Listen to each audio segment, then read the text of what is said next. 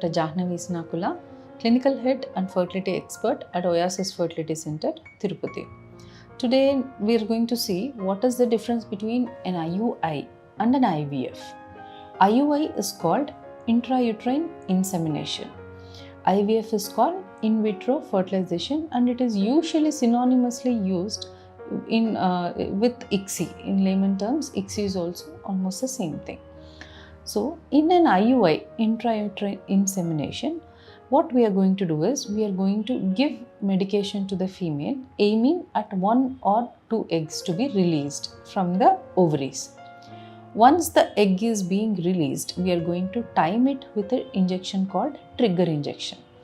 And roughly during the time of release, we will confirm that the egg has been released via a scan, and then we'll ask the male partner to give sperms, and we'll process the sperms, and then we will insert the sperms here.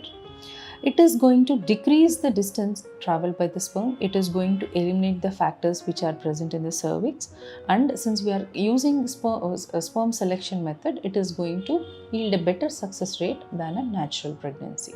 So that is called an IUI. Now, what is an IVF? IVF is a more advanced treatment. It is given for couple who have tried and not succeeded because of various reasons for a long period of time. And then what do we do in an IVF? We give injections.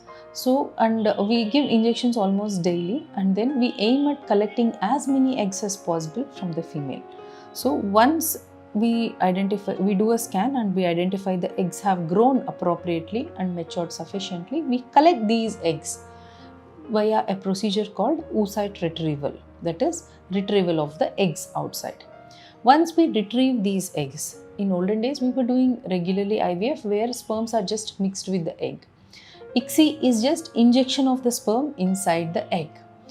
Both the procedures result in a baby formation which is called embryo initially.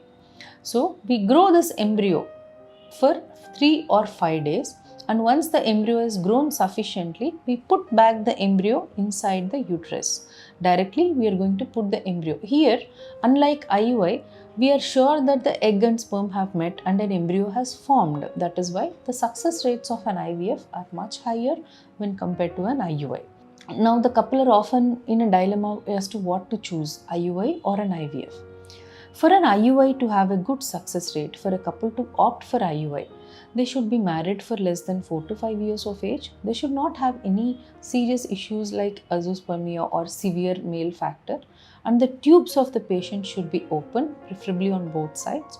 In such patients, and ovarian reserve and oocyte quality also has to be good. In such patients, IUI can be tried, and it usually yields a success rate of about 20 to 30%. In couples who have other major issues like severe male factor or tubal factor, or in couple whose oocyte reserve, that is egg reserve, is very low, or have additional complications other than this like adenomyosis or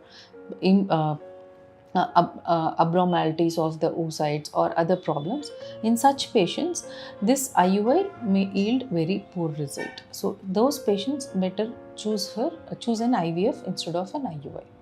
Thank you.